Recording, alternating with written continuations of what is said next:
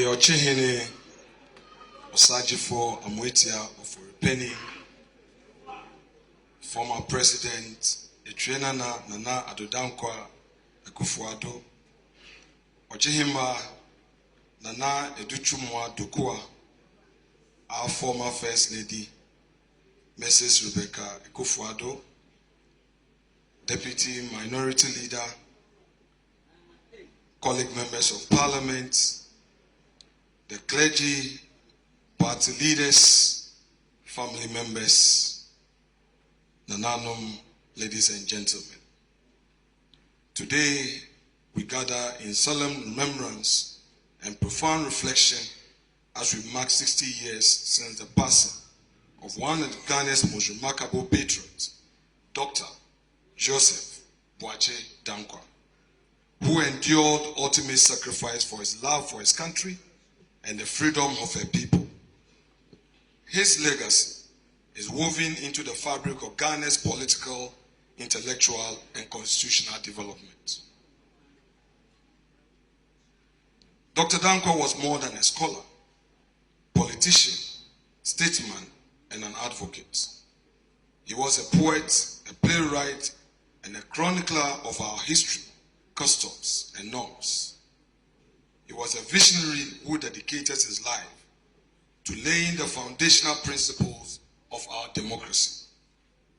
Indeed, the principles of democratic accountability, free enterprise, free expression, and the rule of law, which are all today enshrined in the Fourth Republican Constitution, are the very ones that he fought for from the 1920s and died for in 1965. It is a statement of his foresight and that of the many others who share those ideals that the 1992 Constitution has given rise to the longest enduring democratic rule in Ghana's history. His journey from Bepon in Kyebi through his administrative work at the Afenyo-Markin Palace here in Kyebi to the halls of the University of London was not merely a pursuit of personal academic excellence, but the epitome of African intellectual resilience and excellence. As a royal, legal practitioner, philosopher, historian, and a nationalist, he sought to shape a governance system of freedom and progress that reflected the pluralistic and cultural depth of our people. He foresaw what an independent Gold Coast represented, a role model for the rest of sub-Saharan Africa, and he was determined to see this future shaped strictly by the fundamental tenet of inclusive development in freedom. When Danquah speaks of liberating the energies of the people for the growth of a property-owning democracy in this land, with rise to life, freedom, and justice as the principles to which the government and the laws of the land should be dedicated in order to specifically to enrich life, property, and liberty of each and every citizen. Indeed, he means the goal should be to build a society of what he called addition, where every citizen has the opportunity and the privilege to create, grow, and enjoy the world in freedom and responsibly. His vision for Ghanaians remained the Ghana we all want and desire and deserve. Indeed, it's the reason why the mighty minority is firm in Parliament and holding the feet of the NDC to the fire. It is no wonder then that the Watson Commission in 1948, the recommendation from which helped pave the way for Ghana's independence, acknowledged Danquah's towering leadership in the long push to end colonialism in the Gold Coast. The report read, quote, Dr. Danquah might be described as the doyen of Gold Coast politicians. He has founded or been connected with most political movements since his adolescence, unquote. This recognition reflects not only his pioneering role in political organization, but also his unwavering commitment to the political emancipation of the Gold Coast. Dr. Danquah's scholarship was pioneering. His work, The Akan Doctrine of God, challenged colonial narratives and asserted African cosmologies as deserving of scholarly attention. He was not merely an intellectual for academia's sake. His studies were meant to shape governance, policy, and national identity. It was his belief that democracy must be built on what he called Ghanaianism, a vision of shared national identity and unity among the diverse ethnic groups in the Gold Coast, rooted in the country's history, culture, and traditions, while also embracing modern democratic principles and governance. The key elements of his Ghanaianism are: 1.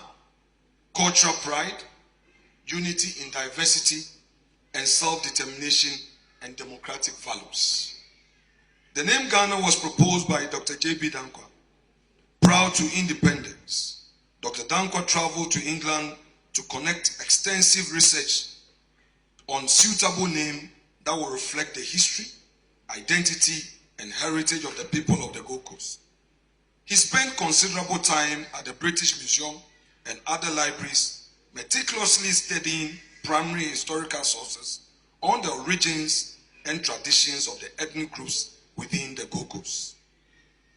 Of course, we are called Ghana today because of the research and advocacy of Dr. Danquah. Through his scholarly investigations, Dr. Danquah discovered a historical connection between the people of the Gold Coast and ancient Ghana Empire. He argued that adopting the name Ghana would symbolize the strength, heritage, continuity of the origins of ancestral past, fostering a shared national identity and pride. The United Gold Coast Convention, formed in 1947, agreed to use the name Ghana upon independence. This proposal was ultimately accepted when the country attained independence in 1957. His role in the formation of UGCC was instrumental in setting Ghana on the path to independence. Dennis Austin, in his work Politics in Ghana, page 7, affirms Danquah's central role in conceptualizing and organizing the UGCC in these veritable words. Quote, "The idea of a new political movement was almost certainly that of Danquah.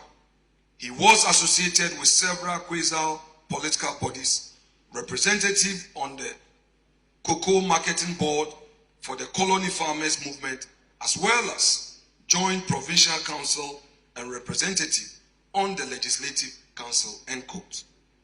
This view is corroborated by Peter T. Omari in his book Kwame Nkrumah, The Anatomy of Africa Dictatorship, emphasizing Dr. Danquah's organizational effort in the early stages of the UGCC's development. Omari states, quote, "The man who has organized the United Gold Coast Convention earlier that year, in April and May 1947, and who had been instrumental in launching it in August, was Dr. J.B. Danquah." In 1948, the consensus from the Watson's Commission report was that Ghana would achieve independence within 10 years. UGCC were for a peaceful transition to independence in the shortest possible time. Nkrumah and his Convention People's Party in 1949 called for independence now. Yet, we achieved independence in 1957 and became a republic 3 years after. Dr. Danquah championed a constitutional approach, one that safeguarded freedoms and built enduring institutions. This belief in the supremacy of the law made him a fierce opponent of unchecked political power, to a point that party and nation became one, with the Ghana flag being replaced by the flag of the CPP. When the Preventive Detention Acts of 1958 threatened the liberties he had fought for, Dr. Danquah stood firm in defense of justice.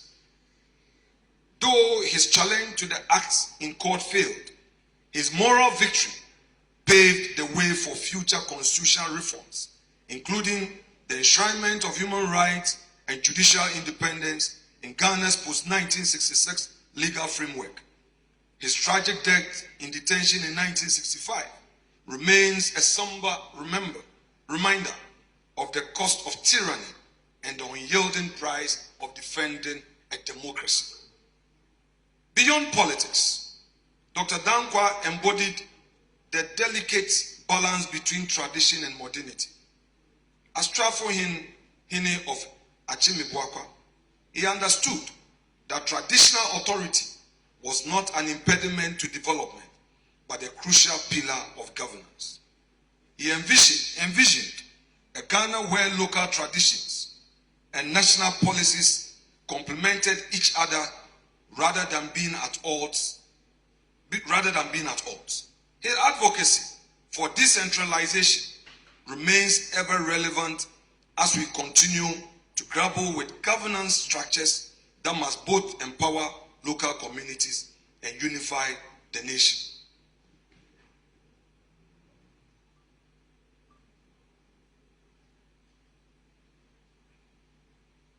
For decades, Dr. Danquah served as legal counsel to the Efutu states, passionately defending its land and its heritage. Today, the reconciliation roundabout in Winneba, where he and Dr. Nkrumah are immortalized in a handshake, serves as a powerful metaphor for our national journey, one marked by struggles, disagreement, and ultimately the pursuit of unity. It teaches us that true leadership requires not just vision, but the ability to bridge differences in service of the greater good. Dr. Danquah believed that knowledge was foundation of national progress. His tireless advocacy led to the establishment of the University of Ghana, an institution that has since become a beacon of academic excellence in Africa. His vision was for an enlightened citizenry, one that questions, innovates, and upholds democratic principles. In an era of misinformation and political apathy, his call for intellectual rigor and civic responsibility remains as crucial as ever. The principles for which Danquah fought are still relevant today. The rule of law, judicial independence, and the protection of individual freedoms must never be taken for granted. Recent incidents, such as a troubling raid on a former minister's residence, remind us of the fragile nature of our democracy. We must never allow the machinery of state power to operate beyond bounds of justice. The memory of Danquah demands that we remain vigilant, ensuring that democracy in Ghana is not just a rhetorical ideal, but a lived reality. As I stand before you today, I cannot help but reflect on the weight of Dr. Danquah's legacy.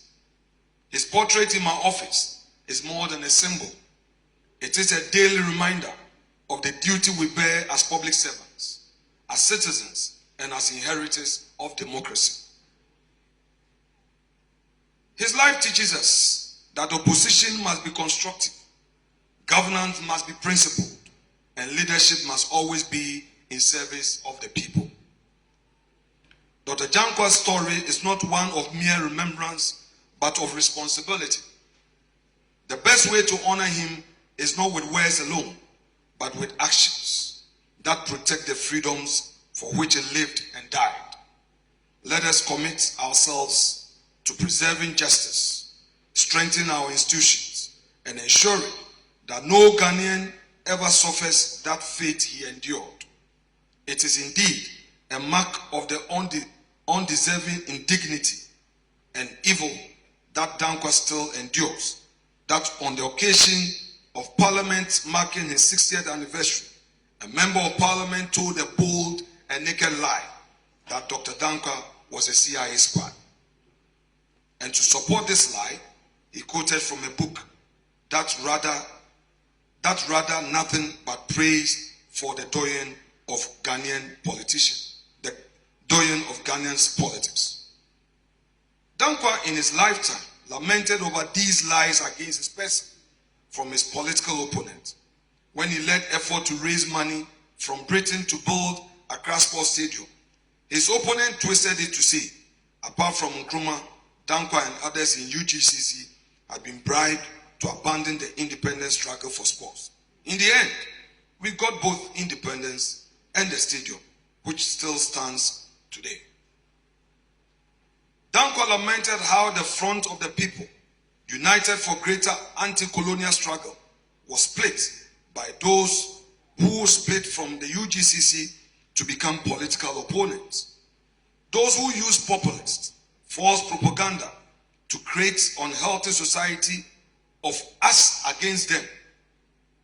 In his own words, the adversity in the struggle no longer was imperialism as such, but the well-to-do African, the professional man and the businessman, and a new class, the masses of the common people. It was made to appear that those who fortunately or unfortunately did not look common, but were in a way distinguished by wealth or learning or success in life, were enemies of the people and stooges of imperialism. Sadly, this old hate campaign is still with us today, fed daily with oxygen by those who should know better. Indeed, I dare say that perhaps since the 1940s, no group of people have suffered a hate campaign as enduring as that which Danquah and his people have had to go through. A people that have contributed so much to public service and the betterment of our nation, and yet maligned beyond measure for sacrifices pure and patriotic. Mr. President, ladies and gentlemen, let us yield here today with a renewed sense of purpose, knowing that democracy is not a gift handed down through history, but a perpetual struggle, one that we must embrace with courage and resolve. Let us live here, denouncing hate's campaign, whoever and whichever group it may be directed at. Let us put the love and dignity of Ghana and Africa above all differences, because what unites us is far greater than the desire of those who seek to divide and weaken us.